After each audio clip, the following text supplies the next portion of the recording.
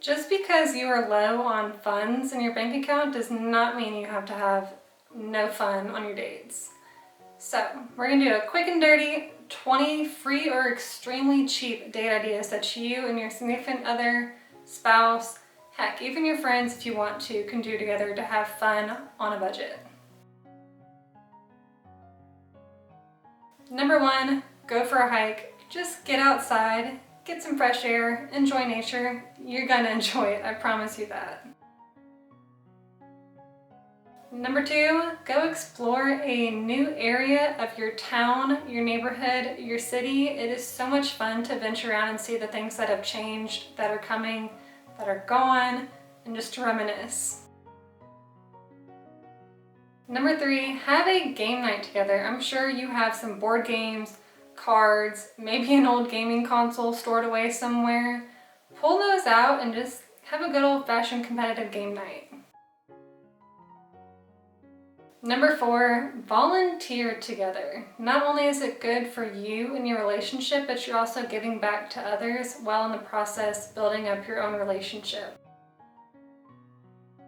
Number five, have a picnic in your own backyard. Personally, I think this is usually more enjoyable than going to the park just because there's no one else around you and it's private.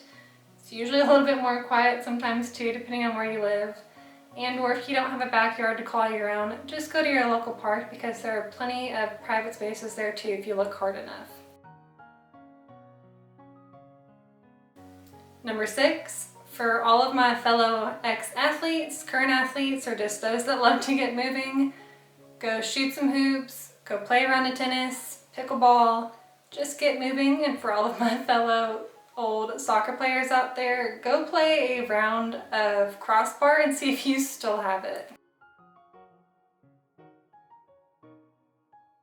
Number seven, hit up a brewery, winery, distillery, whatever it may be in your area, because more often than not they usually have a free tasting that you can do, and or they probably have some live music that they allow you to sit in as well.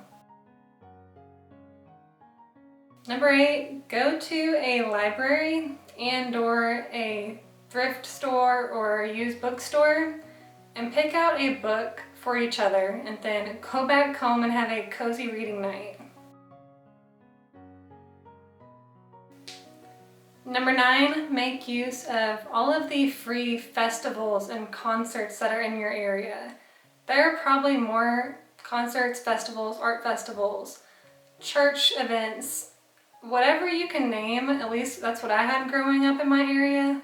Look around and see what's going on that you can partake in and just go browse around. I always loved a good arts and crafts show, and they also usually had some pretty good food there too, if I'm being honest.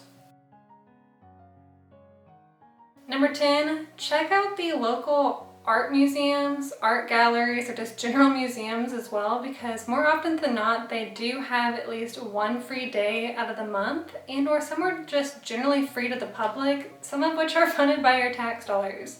So make use of it, go act like a tourist in your own city, and check out the local art museums, art galleries, or just general museums in your area. Number 11, host a bonfire, and bonus if you have s'mores. But truly it has taken the whole atmosphere. Enjoy the crackle of a wood fire burning. Look up at the stars, especially if you can see them in your area. Sometimes I know it's hard for those of us that live in bigger cities. Number 12, have an amateur masseuse night and or just teach yourselves how to actually give a good massage and what feels good for your partner. YouTube has so many tutorials and it's definitely a romantic gesture, so y'all can enjoy that and you can thank me later. Number 13, get creative with whatever arts and crafts supplies you have lying around. I know for me, I definitely have a closet over here that has paint, has crayons, pens and pencils, watercolor, embroidery, whatever it is that you guys have laying around. Get artsy. It doesn't matter if it looks good or not, just enjoy it. Number 14, go antique or vintage shopping. Maybe not shopping, just go explore the antique and vintage stores.